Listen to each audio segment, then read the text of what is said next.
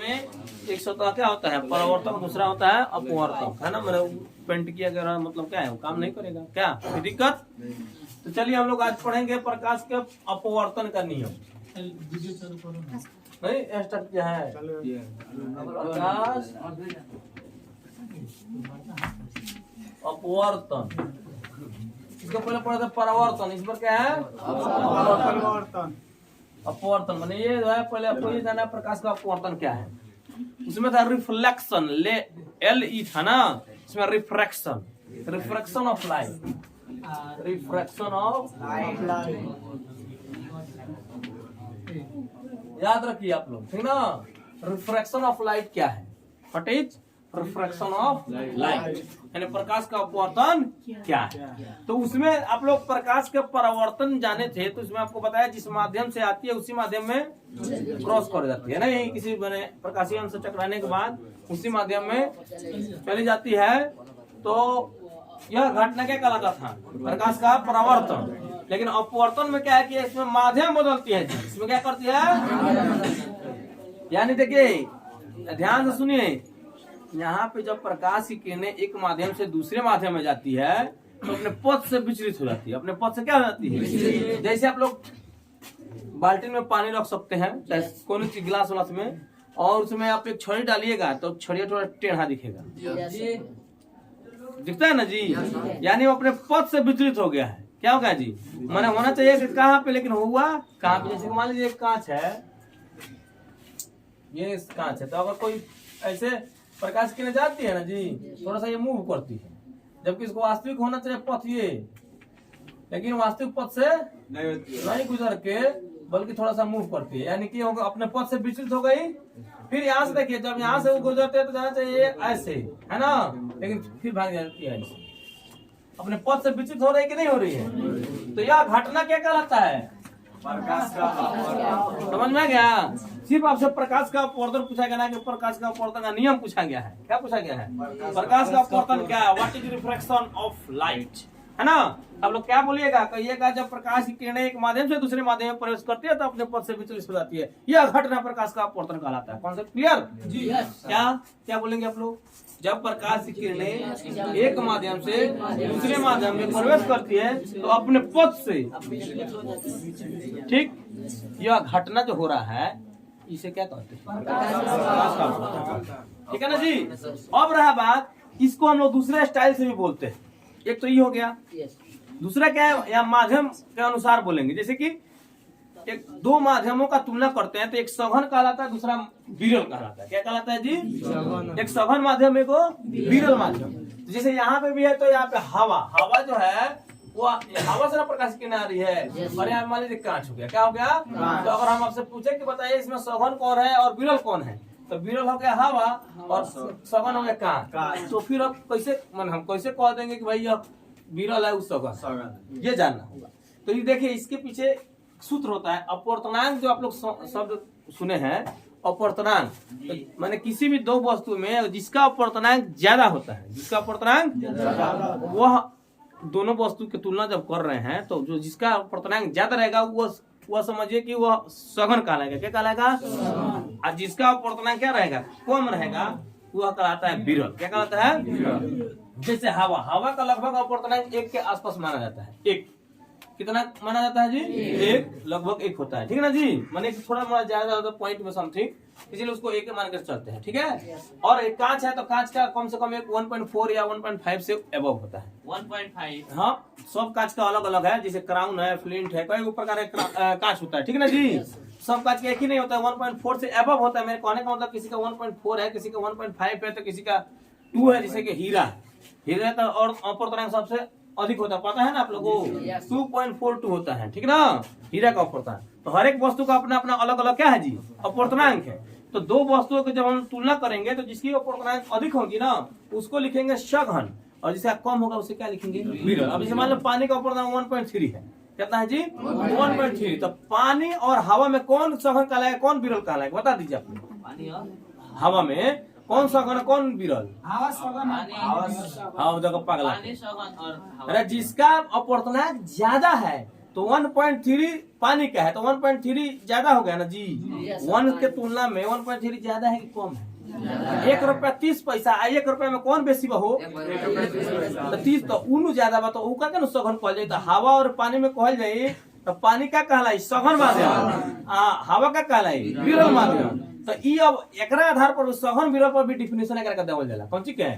प्रकाश के अपवर्तन से। समझ में आया कि नहीं है? तो वो अलग चीज है, पहले ये समझना जरूरी है कि भाई सघन माध्यम क्या है और विरल माध्यम क्या है। तो विरल माध्यम आप लोग समझ में आएगा, जिसका अपवर्तनांक कम होगा। अगर दो वस्तुओं की तुलना करते हैं, उस दोनों वस्तु में जिसका अपवर्तनांक क्या होगा? कम होगा, उसे विरल माध्यम कहेंगे। और जिसका अपवर्तनांक अधिक होगा उसे क्या कहेंगे? सघन माध्यम। तो अब रहा बात माध्यम के अनुसार इसका डिफाइन हम कैसे करेंगे, ये जानना होगा। तो देखिए कॉन्सेप्ट, ये कॉन्सेप्ट हो गया है ना। अभी जो बोलने जा रहे हैं कि जब वस्तुएं करें, जब प्रकाश की किरणें विरल से सघन में जाती है तो अभिलंब की ओर झुक जाती है या मुड़ जाती है। क्या होती है जी? देखिए यहाँ पे मान लीजिए ये नॉर्मल हो गया। क्या हो गया जी? फिर यहाँ भी नॉर्मल हो गया। ठीक है ना जी?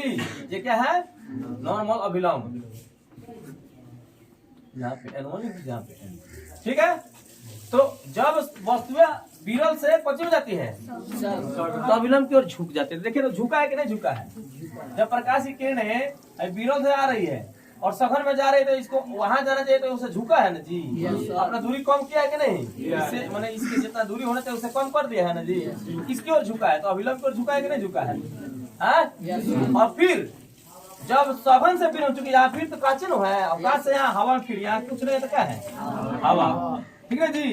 तो अब देखिए यहाँ जब गई प्रकाश की किरणें कहा, ये सघन से विरल में, तो अभिलंब से दूर भाग रही कि नहीं? इसको आना था यहाँ पे, लेकिन जा रहा है कहाँ पे? दूरी बनाते जा रहा है कि नहीं जा रहा है? तो किससे दूर भाग रहा है? अभिलंब से दूर भाग रहा है। तो यह घटना क्या कहलाता है? Refraction of light. क्या कहलाता है? Refraction of light. Concept clear हुआ कि नहीं हुआ? तो एक तो साधारण में बताए थे कि जब प्रकाश की किरणें माध्यम बदलते हैं और अपने पथ से विचलित होते, यह घटना प्रकाश का अपवर्तन कहलाते हैं। वो भी सही था, ठीक ना। लेकिन ये थोड़ा सा उससे स्टैंडर्ड हो गया कि जब प्रकाश की किरणें किसी विरल माध्यम से सघन माध्यम में प्रवेश करती है तो अभिलंब की ओर झुक जाती है, तथा जब सघन से विरल में प्रवेश करती है तो अभिलंब से दूर भागती है। यह घटना क्या कहलाता है? प्रकाश का अपवर्तन। कॉन्सेप्ट क्लियर हुआ कि नहीं? तो ये हुआ आपका प्रकाश का अपवर्तन। अब जानना है प्रकाश के अपवर्तन का नियम। क्या जानना है जी? प्रकाश के अपवर्तन का नियम। ये जो अभी दो को डिफिनेशन दिए वो सिर्फ प्रकाश के अपवर्तन का था। अब प्रकाश के अपवर्तन का नियम क्या है इसको जानना है आपको, ठीक है ना जी। तो देखिए, तो यहाँ पे जो कॉन्सेप्ट है ना, ये हो गया आपतित किरण, जो आप लोग उसमें पढ़े भी थे। ये कौन किरण हो गया? और ये क्या हो गया? और ये हो गया अपवर्तित किरण। कौन किरण? ये जो किरण अभी हम लोग तीर का निशान दिखा रहे हैं, ये कौन सा किरण कहलाएगा? आपतन कोण, अपवर्तन कोण। कौन? ठीक है ना जी। तो अब ये क्योंकि डिफिनेशन जब नियम बताना होगा ना, इस सब पर बताएंगे। यानी आपतित किरण, अपवर्तित किरण और अभिलंब तीनों एक ही समतल या तल में होता है। Concept clear? कौन चीज? आपतित किरण और अपवर्तित किरण और अभिलंब तीनों एक ही समतल में, एक ही तल में होता है। यह प्रकाश का अपवर्तन का पहला नियम है। जिस तरह उसमें पढ़े थे, आपतित किरण, परावर्तित किरण और अभिलंब तीनों एक ही तल में होता है, उसे प्रकाश के परावर्तन का पहला नियम हुआ। याद है? तो उसी तरह इसमें है, पर आपतित किरण अब उसे परावर्तित क्या बोलेंगे? अपवर्तित, है ना। आपतित किरण, अपवर्तित किरण और अभिलंब तीनों एक ही तल में है, इसे प्रकाश के अपवर्तन का पहला नियम। Concept clear? और उसमें जो पढ़े थे कोण आई बराबर कोण आते हैं, कोण आई बराबर कोण आर नहीं होता है। इसमें आपतन कोण की ज्या अपवर्तन कोण की ज्या का अनुपात सदैव अचर होता है। साइन आई बटा साइन आर। साइन में होता है ज्या। कौन? जया बच्चन। जया बच्चन, अमिताभ बच्चन की भाई नहीं। साइन आई बटा साइन आर, ये हो गया। ये अचर लिख देंगे। क्या लिख देंगे जी? इसको स्नेल का नियम भी कहते हैं। स्नेल का नियम। तो प्रकाश के अपवर्तन का दो नियम।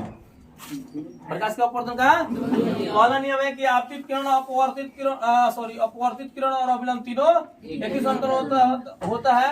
मतलब साइन आई बटा साइन आर इक्वल टू अचर होता है। चाहे डायरेक्ट भाषा में अगर लिखना होगा तो लिखिएगा आपतन कोण की जया और अपवर्तन कोण की जया का अनुपात सदैव अचर होता है। समझे कि नहीं? यस, ठीक है ना जी। आपतन कोण की जया बोलो बोलो और अपवर्तन कोण की जया का अनुपात सदैव अचर होता है। इसे स्नेल का नियम भी कहते हैं। ये जो डिफिनेशन है इससे दो को काम चलेगा। एक स्नेल का नियम भी पूछ देगा, स्नेल का नियम किससे कहते हैं, तभी बोलिएगा आपतन कोण की जया और अपवर्तन कोण की जया का अनुपात सदैव अचर होता है, इसे स्नेल का नियम कहते हैं। एगो ही हो गया। और दूसरा जब प्रकाश का अपवर्तन का नियम पूछा जाए तभी बोलिएगा कि आपतित किरण, अपवर्तित किरण और अभिलंब तीनों एक ही तल में होता है तथा आपतन कोण की जया और अपवर्तन कोण की जया का अनुपात सदैव अचर होता है। इसे क्या कहते हैं? प्रकाश के अपवर्तन का नियम कहते हैं। कॉन्सेप्ट क्लियर कि नहीं? क्लियर। छापा जाए फिगर।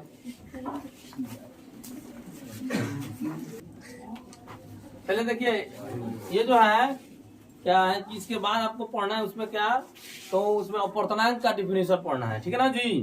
अपवर्तनांक के बारे में तो हम चर्चा किए कि किसी वस्तु में है ना, किसी वस्तु का अगर अपवर्तनांक दो वस्तु की तुलना में अगर एक वस्तु का अपवर्तनांक ज्यादा है वो सघन माध्यम कहलाएगा और दूसरे का जिसका कम है वो क्या कहलाएगा? विरल माध्यम। तो अपवर्तनांक किसे कहते हैं ये जानना, ठीक है ना। तो देखिए किसी वस्तु में प्रकाश की चाल, ठीक है, किसी वस्तु में प्रकाश की चाल तथा निर्वात में प्रकाश की चाल के अनुपात को उस वस्तु का क्या कहते हैं? अपवर्तनांक कहते हैं। जैसे कि मान लीजिए यहाँ पे पानी है जी, तो पानी जैसे कि मान लो पानी में प्रकाश का चाल कुछ अलग होता है, वायु में प्रकाश का चाल कितना होता है, चाहे निर्वात में प्रकाश का चाल 3×10⁸ मीटर प्रति सेकंड होता है, ठीक है ना। याद रखिएगा, चाहे लाख में अगर बोलना होगा 3×10⁵ है ना किलोमीटर प्रति सेकंड, ठीक है ना। ये क्या है? प्रकाश की चाल है। निर्वात में कहो चाहे हवा में, है ना। ये निर्वात में वास्तविक रूप से है, लेकिन हवा में भी इसको इसलिए कहते हैं कि हवा का अपवर्तनांक भी एक होता है। कितना होता है? लगभग एक माना गया, इसलिए इसमें चाल में कोई ज्यादा अंतर नहीं होता है, ठीक ना। तो ये है आपका प्रकाश के चाल का ये। अब रहा बात, तो हर एक वस्तु में प्रकाश का चाल अपना थोड़ा थोड़ा सा बदलते जाता है, ठीक है ना। जैसे पानी में जब जाएगा तो इसका चाल क्या हो जाएगा? कुछ है ना जी। तो चाल जब घटेगा तो अब रहा बात, जब घटेगा तो अपवर्तनांक तो बढ़ेगा, क्योंकि किसी वस्तु में जैसे अपवर्तनांक का डिफिनेशन है अपवर्तनांक, है ना। किसी वस्तु में प्रकाश की चाल तथा निर्वात में प्रकाश की चाल के अनुपात को उस वस्तु का क्या कहते हैं? अपवर्तनांक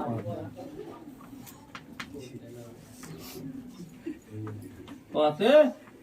इसे म्यू से सूचित करते हैं। इसे कौन से सूचित करते हैं? म्यू, ठीक है ना जी।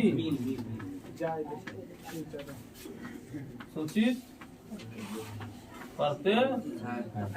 तो देखिए अगर मान लीजिए कोई वस्तु का, जैसे मान लीजिए वाटर है, वाटर जैसे म्यू W बराबर, मैंने W का मतलब वाटर है ना, तो क्या हो जाएगा?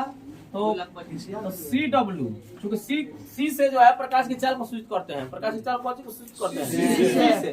तो CW मतलब हो गया मैंने वाटर में प्रकाश की चाल, और C0 लिखो चाहे C केवल लिख दो, है ना। निर्वात में प्रकाश की चाल के अनुपात को क्या कहते हैं? ये हो गया आपका पानी का अपवर्तनांक। निकालोगे ना पानी का अपवर्तनांक लगभग कितना आएगा? 1.3 के आसपास आता है, ठीक है ना। तो हर एक वस्तु का अपना अलग अलग अपवर्तनांक आता है। हर एक वस्तु क्या होता है? क्यों होता है? क्योंकि देखिए अब ये अगर यह अधिक रहेगा तो अधिक में हाँ उससे ऊपर न रहेगा, सी नीचे न रहेगा, CW नीचे रहेगा। प्रकाश की चाल किसी वस्तु में प्रकाश की चाल तथा निर्वात में प्रकाश की चाल के अनुपात को उसका क्या कहते हैं? अपवर्तनांक कहते हैं। उल्टा हो गया क्या? उल्टा हो गया है।